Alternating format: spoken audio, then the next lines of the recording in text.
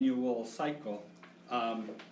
What month of the year do you collect sweetgrass? It's like, what month of the year do you collect pagosi? It's like, what year do you hunt for eels? It's like, whatever it is you do culturally or that you have some input on, just write it on the little yellow sticky and slap it on the month of the year that you were doing it. We have 12 months of the year today, and that's what we're going to be using as this system. But meantime, we're doing a presentation on the traditional 13 moons and what we used to do. So I guess we'll just punch right along. Before he starts, just give another little background information. The center's not built yet. When we do get built in the near future, the idea, like Gerald said, is that our programming for the center is going to be based around the Mi'kmaq moons and everything that comes with the moon. So for each season, for each month, the moon describes a different event. Like for example, January is spawn of the Tommy Cod. So we're trying to figure out activities that associate with spawn of the Tommy Cod. Anything that goes along with that month of January, being in the winter. So we're wondering, we want to get ideas from you guys. Like, we already have activities and we already have a plan in place, but we'd like to expand on it more and get more ideas, because we'd like to change it up in the future and do different activities and different planning in other months. So if you have any ideas, as we're going along, as Gerald's going through his presentation, write them down. Everyone's got these sticky pads. Those are yours to keep. On behalf of us, those are our gifts to you. You can take these sticky pads home with you. And these beautiful, beautiful pens, blue or red, it's your choice. And anything, it could be anything. It could be a word, it could be a spelling of a word, it could be a story that you have. Write it down. We're looking for as much stuff as we can, as if it's associated with any of the months. If you have any ideas, write them down for us. And if you don't have anything to write down, just raise your hand and we'll bring something to you. All right? And another thing is, like, the annual year that we do with all these different activities, they're usually signified by some other indicator in nature. So when, like he was saying, coming in here today, seeing strawberry blossoms, like, you know, you're thinking, okay, if that little flower is just ripe enough to blossom at this time of year, that means that the sea run trout are coming. So when Mi'kmaq traditionally see strawberry blossoms, they go fishing. It's like one thing's connected to another. So anything you have, any stories, just throw it along, write her down, and we'll get her on those little papers.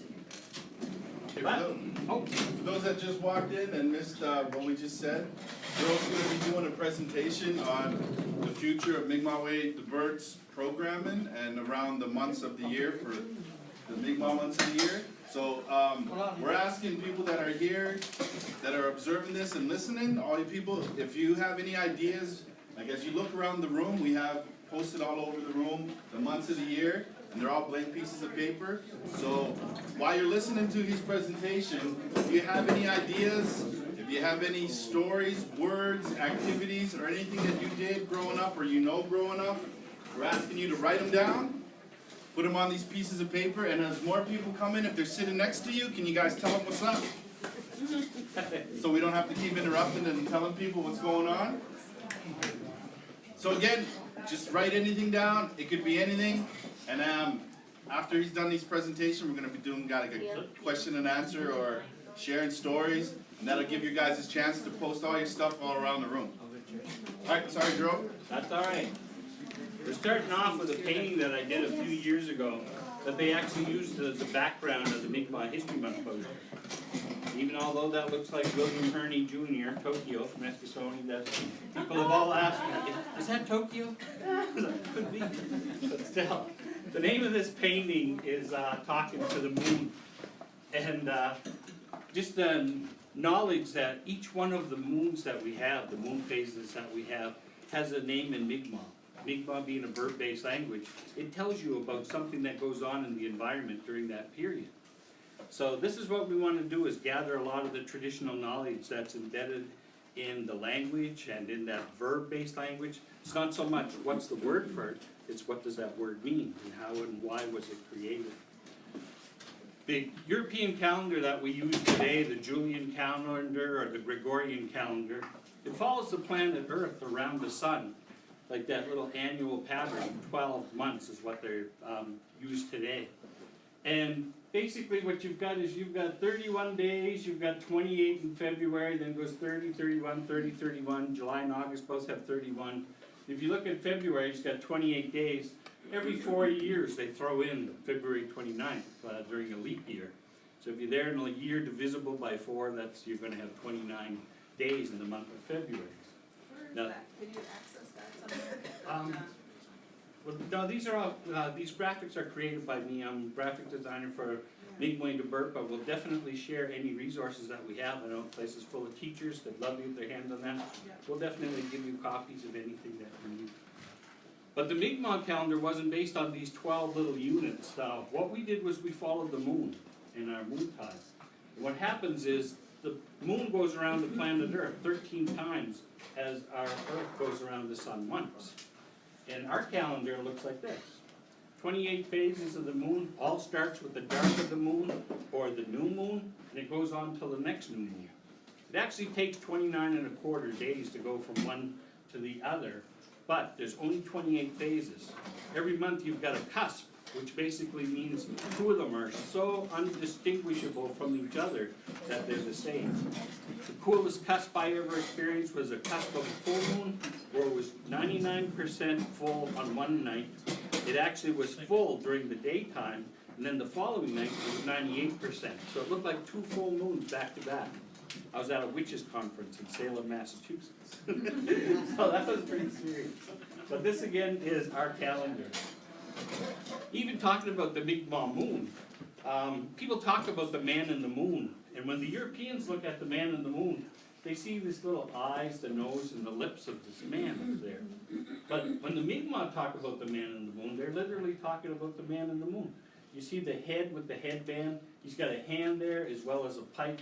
His body's sitting on a blanket by a campfire, which is that crater, and the smoke bellowing from the crater.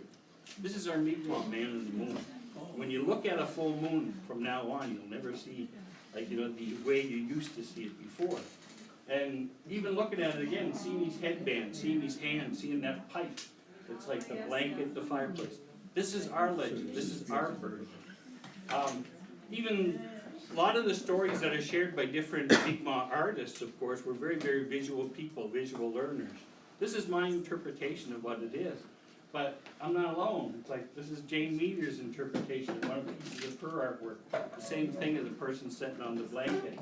Another one by Mandy Julian there, Amanda, and Darren's wife. And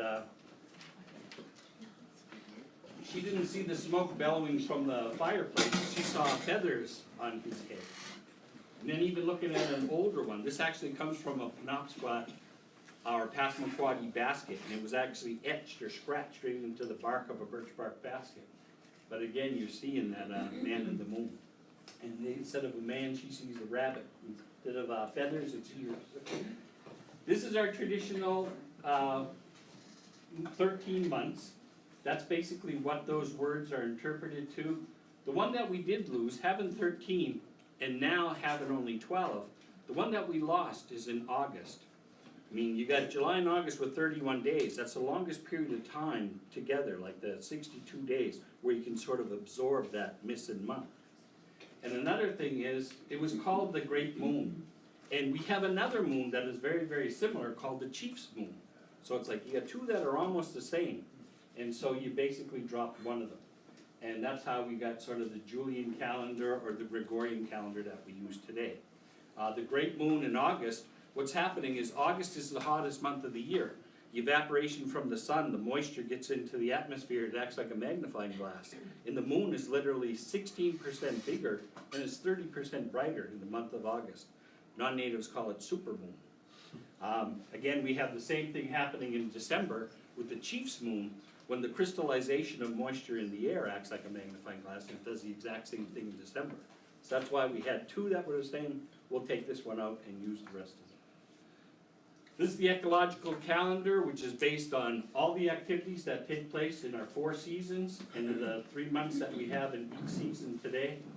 And not only do we have the activities, but we got indicators that say, when this is happening in the environment, these other things are playing out.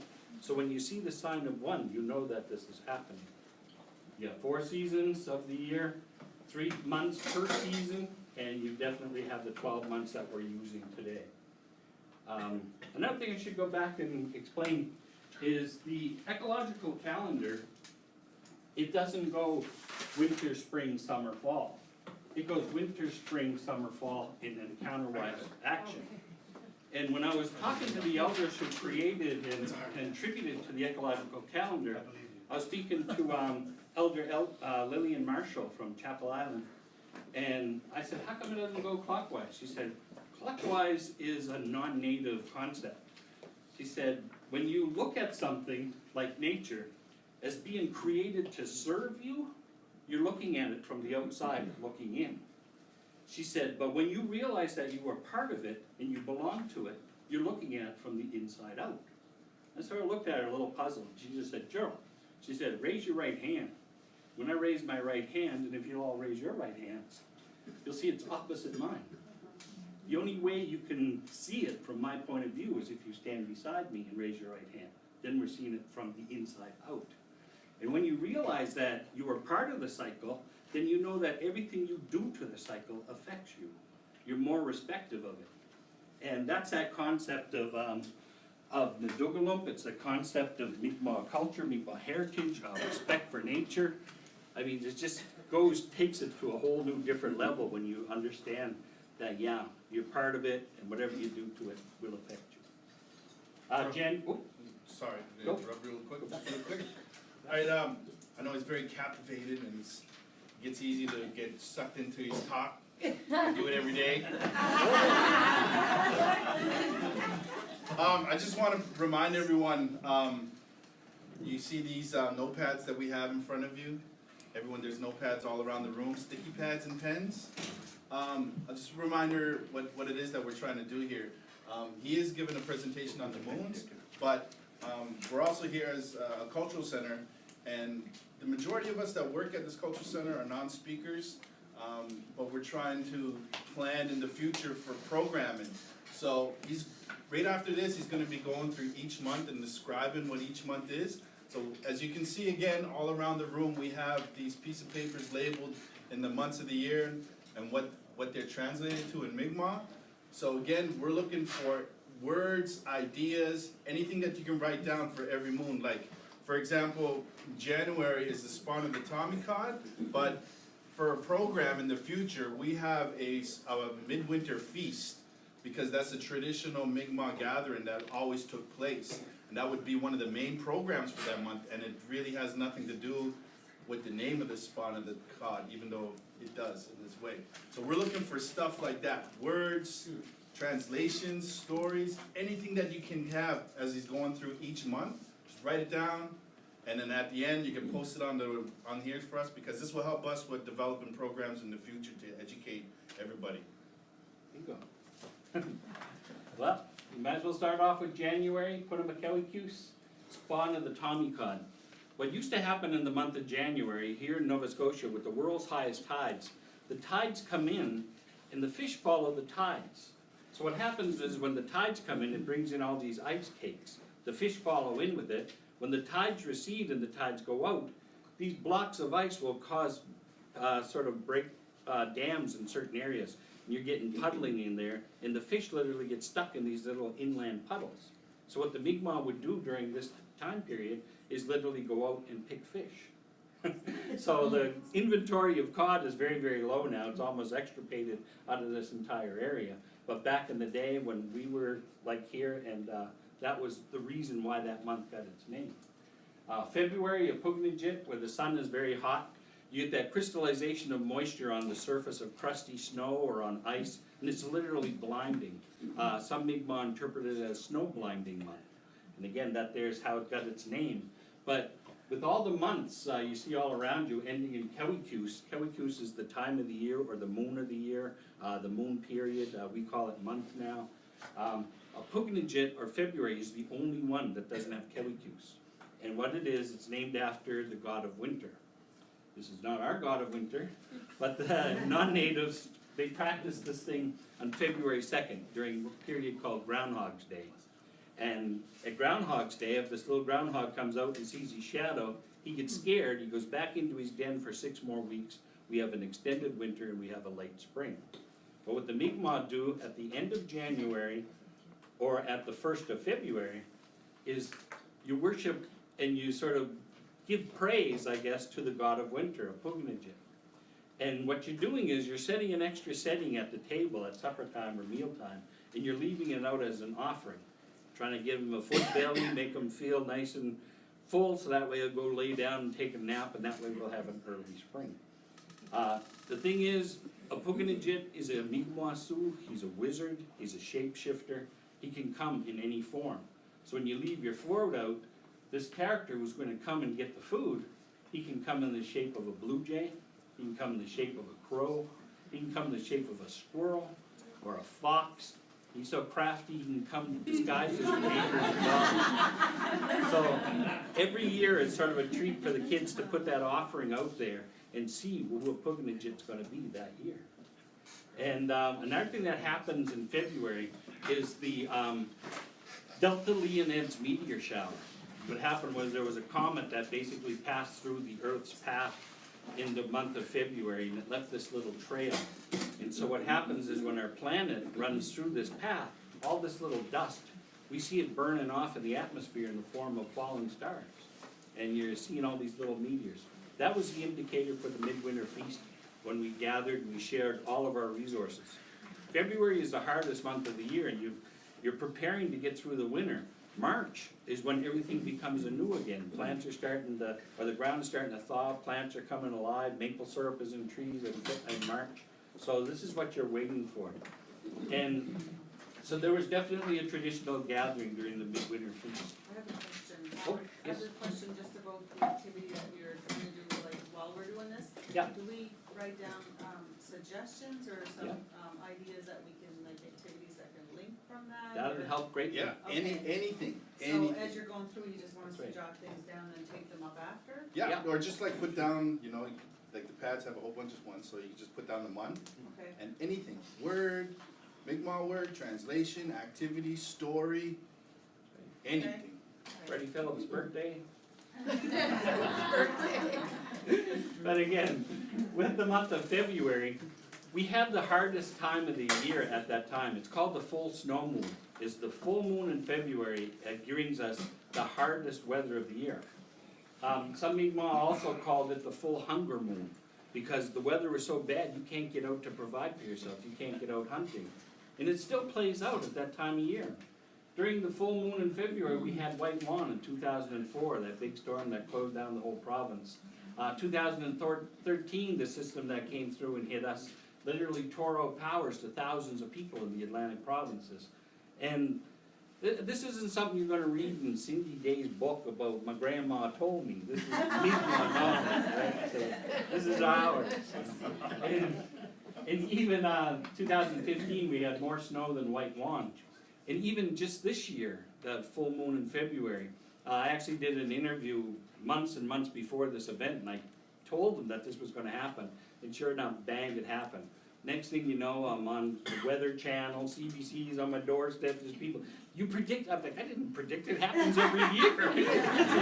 Pattern recognition, the Mi'kmaq been here for over 13,000 years, we see the same stuff happening. And it's like, that's part of our culture, it's like, I didn't predict anything. So, but still, when the planet Earth goes around the sun, it just basically doesn't go around the equator of the sun. Otherwise, our days would be the same length of time every day. Sunrise, sunset be the same time. What we do is we go on an arc. We drop low in the springtime.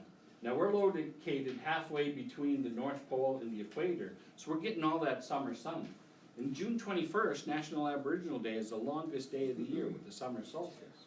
So as it starts to go on into the fall and winter months, days are getting really shorter. I go around talking to kids all the time, and I'm like, you ever notice on winter vacation, Christmas vacation, it gets dark about 4:30, 20 to 5, and they're like, yeah. So, but when you're on summer vacation, it gets dark at 9:30, 20 to 10. I'm like, yeah.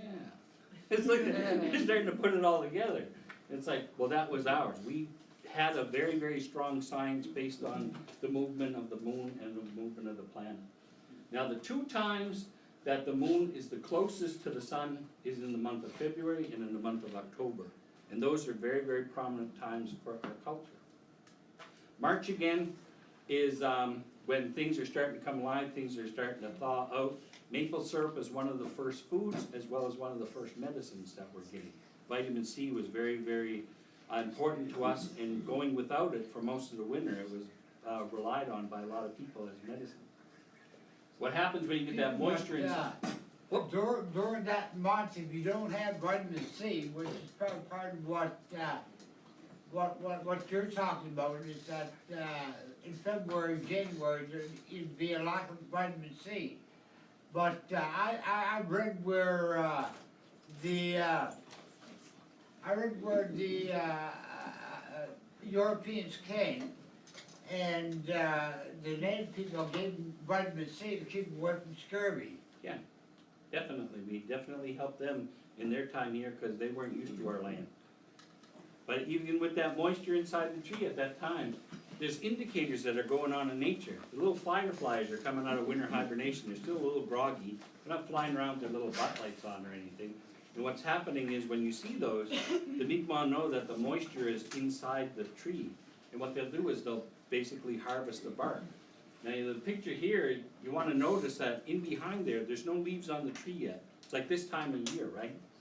And so what happens is it comes off in a nice thick chunk.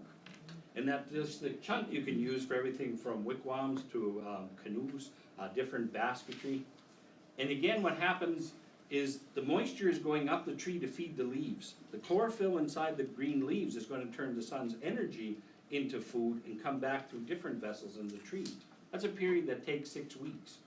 6 weeks from now, what's going to happen is the leaves are going to be totally, fully flushed, and then that firefly goes into mating season. He's flying around with his little butt light on.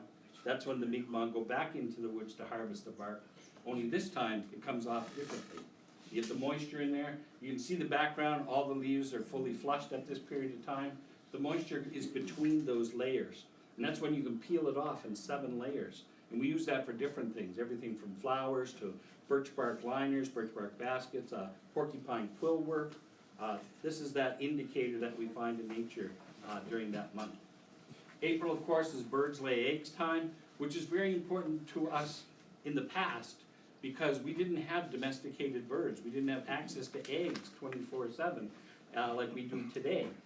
Basically, if you needed eggs as even leaven for bread, you had to use duck eggs or geese eggs or gull eggs or partridge eggs, plowage. It's like whatever you could find was doing it at that time. One of the things that I have, and even sort of a question more, is if anybody heard anything about the use of pollywog eggs, like frog pond eggs. And the thing is, Aboriginals learned a lot from nature, and just even a kid growing up in a frog pond, you see raccoons eating these eggs, you see crows eating these eggs. It's like, did our ancestors eat those eggs? Did they use that as leaven in bread to like make it rise? It's like, there's different uses for these things. Again, May is frog croaking time. These frogs are, I heard them last night over by the Tim Hortons, they were everywhere up there. And just knowing that this frog lives inside the ground underneath, and when he comes out of the moisture, when he comes out of the soil, it's like, well, who does he live next to? It's like, you know, well, he lives next to the eels. So that means that his habitat is basically free too, so he's moving about. So what you're doing is basically going eeling at this time. You hear the frogs croaking, it's connected to the eeling. June, leaves are full blossom now. What's happening is they're fully flushed. And even up here in Cape Breton, they're fully flushed. Like we were down the valley in Cambridge and they're almost there already. But because of global warming, things are a little out of whack. And so again, that movement of our sun spiritually, we gave praise to the rising sun, the sunrise ceremony. You notice that the sun doesn't pop up between the same 2 trees every day. It floats along the horizon line towards the north, all the way until June, where we get the longest day of the year. That was traditionally a gathering year, or a gathering time, and you're celebrating at that time. Then after that, when you go out, the sun is starting to make its way back to the southern part of the eastern sky. And it'll go all the way to December 21st as our days get shorter and shorter by 3 minutes a day. So these 2 periods were considered days of reconciliation. Again, you'd have a community gathering, you're pooling together all your resources and sharing with everyone. And there's even saying that during days of reconciliation, if I had a problem with somebody else in our community, I would go to them and ask for their forgiveness. And the thing is, you'd be under pressure from the rest of the community to accept our apology. The elders teach us that, like, you're never mad at anyone for more than 6 months at a time. So, it's like, you gotta leave things in the past and behind you. Again, part of that sunrise ceremony was, it's still practiced today. And some of that messages that, and some of the teachings is maybe lost, but, I've gone to a lot of sunrise ceremonies at a lot of different conferences and different events, and a lot of this stuff is not mentioned. It's like, what's the meaning? Why are we doing that? So these are important things to put onto the chart as well. And again, with June 21st, the summer solstice being the longest day of the year, this is something that kids can relate to. It's like, everybody knows June 21st is National Aboriginal Day. They don't know why it's National Aboriginal Day. So July, birds shed their feathers. Like I said, that guy doesn't have mange. It's just the way they look at that time. And even some of our teachings saying that you can't go swimming until the month of July. You can't go swimming until the waters are shot. Now, even growing up as a kid, Trevor was saying that, like, you know, May and June, plenty warm to go into the water swimming. But the thing is, you can't go in until July, because what's happening is it's not your turn. In May and June, there's other creatures using the waters. And this is basically the insects, and the insects starting to lay their eggs at that time. Frogs, reptiles, amphibians are laying their eggs. And even the fish eggs are in the water during that May and June period. And what happens after July, it's like, then it's okay. Their cycle, their use of it is done.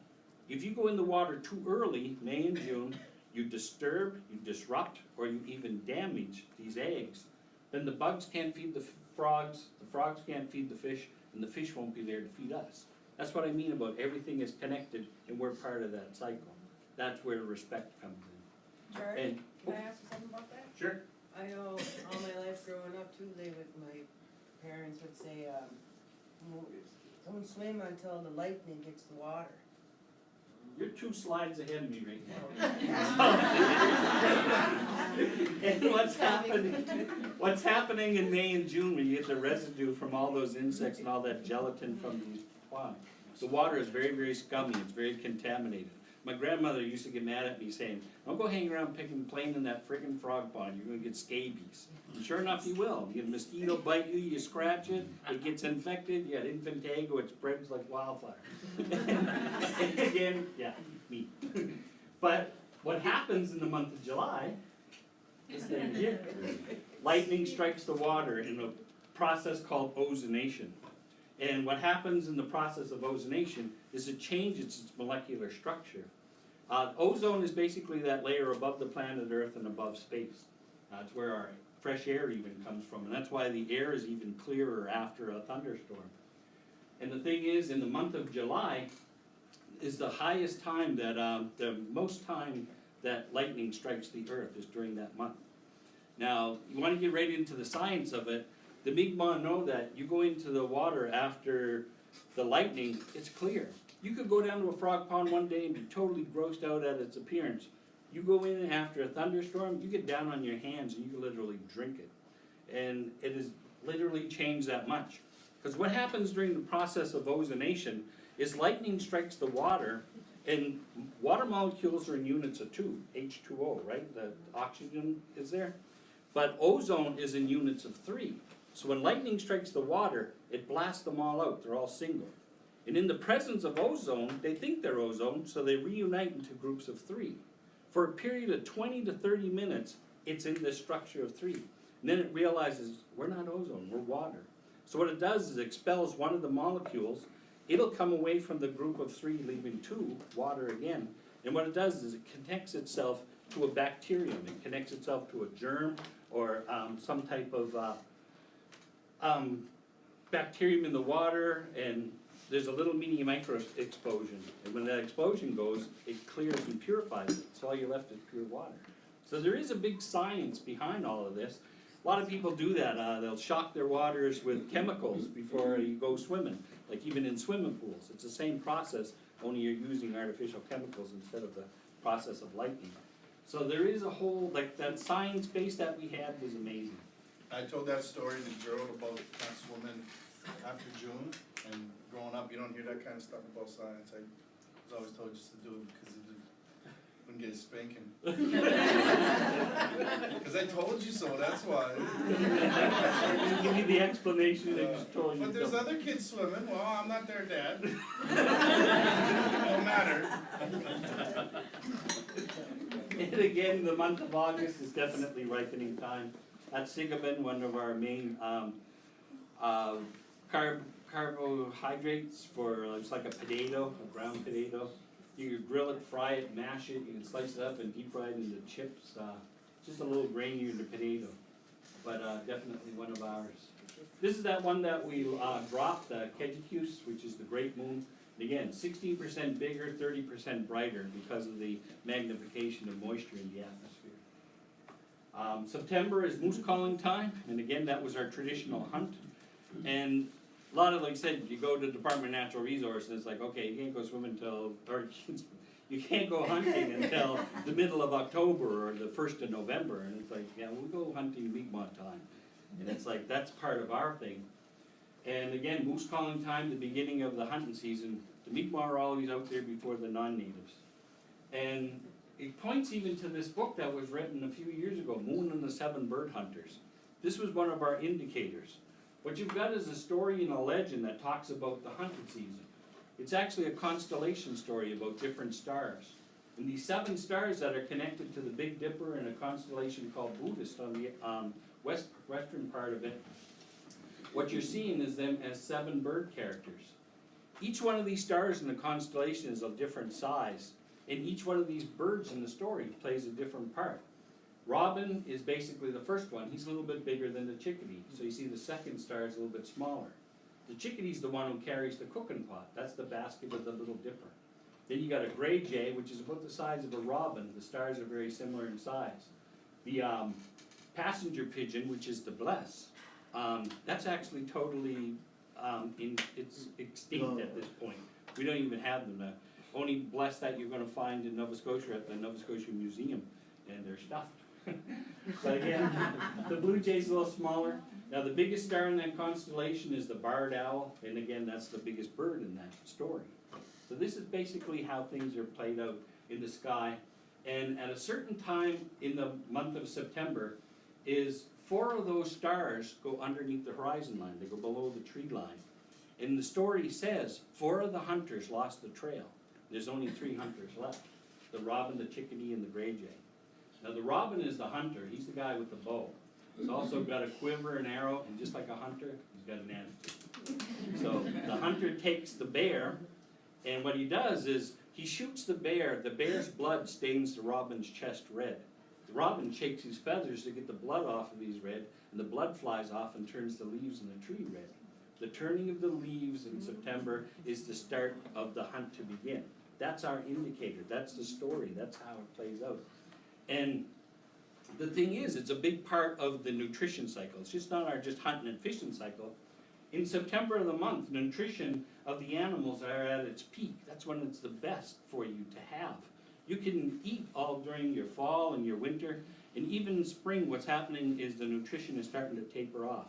And the reason why the nutrition is starting to drop is because the next season's brood, the little babies, all the nutrition is going to feed them. And so what happens when we get out of hunting season, we move into fishing season. So it's like, there's the cycles and there's patterns. Pattern recognition is a big part of all these little sheets up here. And that's what we want to tap into, is what other components of the story helps us tell our story. I also noticed you had the Mi'kmaq war bow there, previous one. Oh, yeah, oh, cool. That guy. All right, I was gonna say, hey, yeah, the Mi'kmaq definitely had a special bow, and it was the Mi'kmaq double war bow. So, yeah, thank you for Joyce, it's eagle eye. But, and where was it? Oh, October, fat tame animals. Again, not recommending you go pet bears in October. It's just that they're a little lackadaisical when they're filling up before winter hibernation. And yeah, they're probably less likely to chase you down. They just don't, they're conserving energy at this time. And again, what happens in that month of October is that's when it's also closest to the sun again. There's 2 events that happen. Number one, there's a constellation of stars that sets above the sun. And so when this planet Earth is going around the sun, it goes right underneath the Milky Way in the month of October. That is our strongest connection to the spirit world. That's the strongest connection to our ancestors, is in the month of October. It's not new and not just restricted to Mi'kmaq people. When you think of the Spanish, when you think of the Mexican, when you think of Day of Dead, when you think of Halloween, it's like, again, these are the reasons why that connection is celebrated during that time. And we definitely had a traditional observance to our ancestors in Wada. Another thing that happens in the dark of the moon, or the new moon in October, is the new moon and the dark of the moon is when the moon is directly between the earth and the sun. All the sun's light is on the back of it, so we don't get to see any of the light. When the moon makes its way around to the back of us, so you've got the full sunlight of the sun illuminating the moon when it's behind us, that's a full moon. We just had a full moon just a week ago.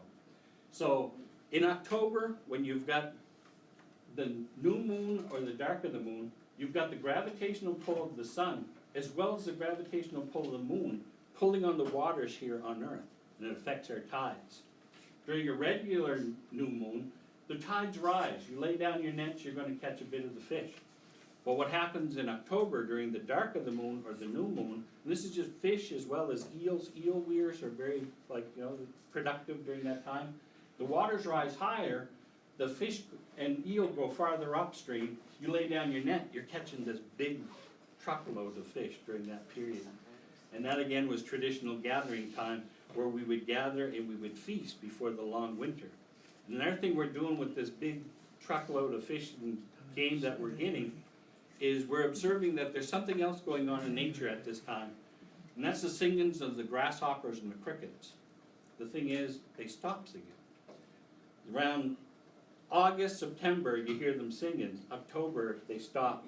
And when a grasshopper and a cricket stop singing, that means they're into egg-laying time.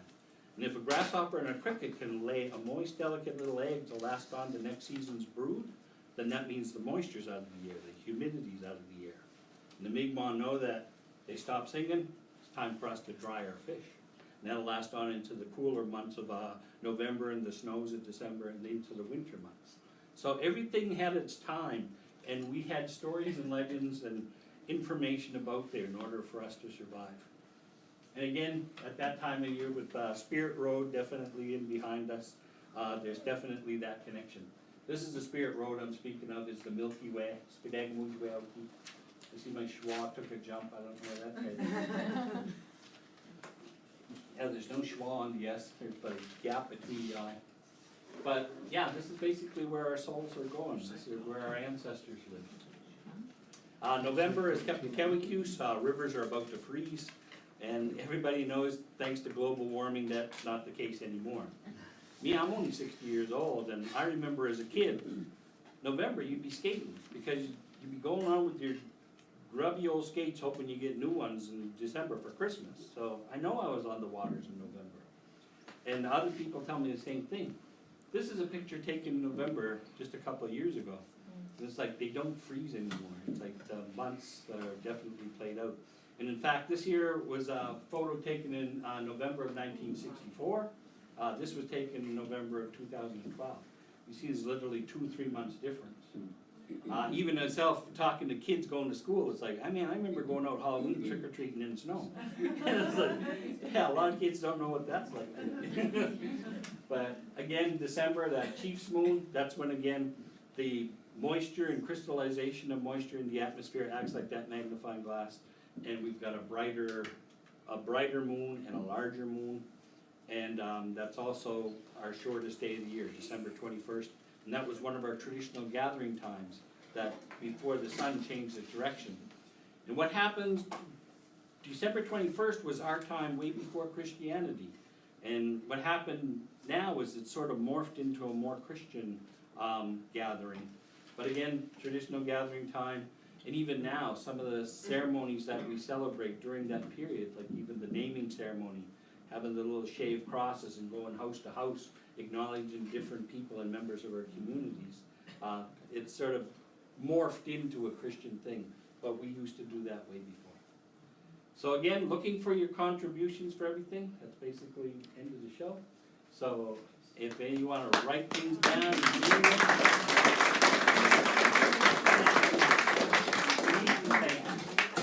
Again, before you guys leave, them. no one leaving yet. If anyone has any questions or have any stories that they'd like to share, if you don't wanna write anything down, we're happy to record it, because we got a live recording here recording Gerald's presentation.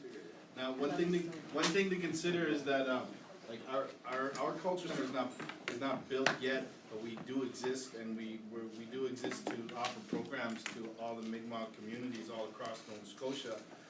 And our hope for when we do have our nice, beautiful center built is that, unlike other cultural centers across Mi'kmaq, we want to be open all year round. A lot of cultural centers are seasonal, and they close down in the winter, they close down in the summer. We want to be able to access programs all year round, and we want to be able to bring kids in, because that's probably going to be one of our main sources of bringing students in constantly. So we don't want to be offering the same programs every month, you know, making. You don't wanna say been there, done that. Yeah, like, oh, you can make a drum only once, right? You can't make a hand drum all the time. Where's the cultural center gonna be at? It's in Divert. It's converted. And it's one of Canada's oldest archaeological sites to date. Now, they've got it dated at some 13,300 years ago. But again, there's a lot of us that believe that we've been here longer than that. It's like, this is just the archaeological evidence. That's limited to a lot of things. I hear even recently in British Columbia that they found evidence of Indigenous people here in the country of Canada way before the last ice age, which was the Wisconsin glaciation, 14,000 years. Some of these archaeological stuff out west is coming up 14, 15, 16,000. So, yeah. So we don't believe that we came across a Bering Strait from China? No, I don't there's a think that- lot of, you know I what? don't believe that either. When they say Indigenous Canadians, you know what, that may apply to the Inuit, and even some of the West Coast tribes, or even the Hawaiians. There's a strong Asian connection. We're just one of 500 nations here, North America, Central America, and South America. We're all indigenous to these little two continents, and we came from a lot of different places. Some people strongly believe that the Mi'kmaq came from New Zealand, from the south, and migrated in through South America. And even going to places, there's a jeweler, and his name's Joel Hernandez, Princessa Jewelers in Dartmouth. I went in to have a ring made for my wife, and he looked at me and goes, "You're an artist, aren't you?" And I'm like, "Yeah." He said, "Well, I'm from Guatemala." He goes, "And there's people in my community that look exactly like you, and they're all artists." And so, I waited about 6 weeks later, I went back to pick up this ring for my wife, and he goes, "I Googled you, famous." But I just this guy was kind of cool. He's from Central America, and he goes, "I come to your country, you call me an immigrant." I said, "I can walk home from here." Yeah, I read in Forbidden History that they found a footprint beside a dinosaur. Yeah, and they date that from 1 million years ago. I don't know how factual that information is, but that's one of the things that I read, you know, during time that. But even 1 million years ago, Nova Scotia may not have been located where it is today. Like I said, that Pangea breaking up the 7 continents. Exactly. Yeah, I mean, we've got fossilized scorpions here. We got bones of alligators here. It's like, you know, our planet, and again, the polar, the magnetic poles. One of the properties of a magnet is to change poles. So again, it could have shifted. You gotta remember that you got a bunch of crust on top of a liquid mantle. It can move, it can float, it can change. Yeah, the core of planet Earth is basically iron. Yeah, and again, liquid iron. Yeah, liquid iron. So, yeah, there's a lot yet to be known, I guess, but I think we've been here since time immemorial. Yeah, for the memory of man. How about giants? Giant, definitely a part of our culture with Glooskap, and the thing is, it's not only our culture. We came from the south, and you look to the south and you've got like Wabanog. He was 40 feet tall. You go out towards the Cree and the Anishinaabe areas of Thunder Bay, they've got like the sleeping giant, and, giants were definitely a part of our culture. And we've even got one story that says that that's where black flies came from. He said there was a tribe of giants that lived here in Mi'kmaq that used to eat one Mi'kmaq a day. And what the Mi'kmaq did was they rose against this tribe of giants and they killed one, and they burned them. And when they were burning the giant's ashes, the little ashes turned into black flies. And they say that still today, those ashes eat one Mi'kmaq a day.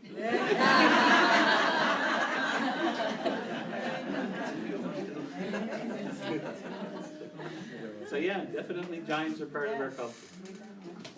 Yeah, the whole problem with us, being indigenous people is that, we fought with each other, tribal skirmishes.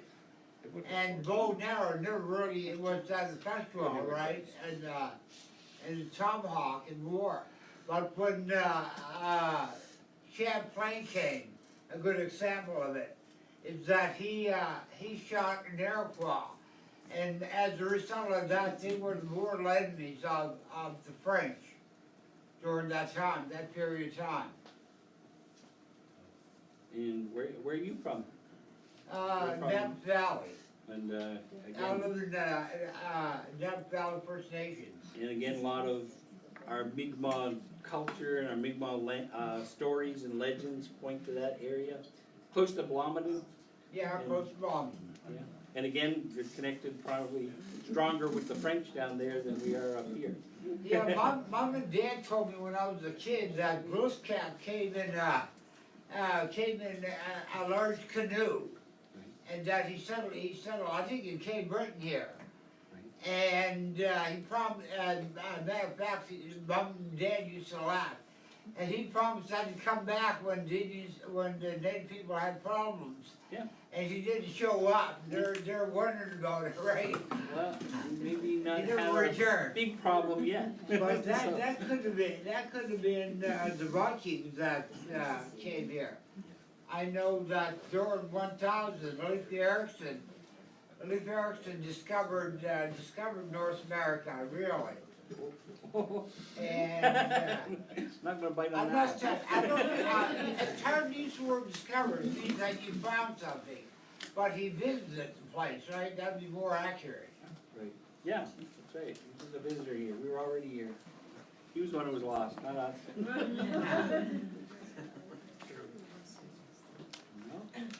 So, How about, woodland moons, how are they related to the sun, the 13 moons? Any connection to any time of year where they're More stories? prominent than Yeah. I don't know. Again, so many of these stories that have been collected, a lot of them were misinterpreted, a lot of them have been lost. I myself, I've heard stories of people's interactions with Woodaladamuj, and again, Woodaladamuj, Wickaladamuj, Woodaladamuj, Skadag-muj. There were spirits for everything, right? Bone spirit, stone spirit, wood spirits, water spirits. It's like there was everything in our environment had them. So you're getting these stories from all these different characters. And then, how do we do that? Just the spirit of the woods, Zoomy, and then We're goose.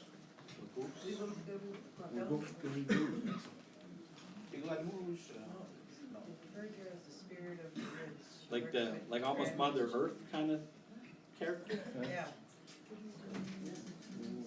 Well, I know even up here in Cape Breton, of course, you got the fairy holes, and there's association of Woodaladamuj in the woods up near Glooskap's Cave.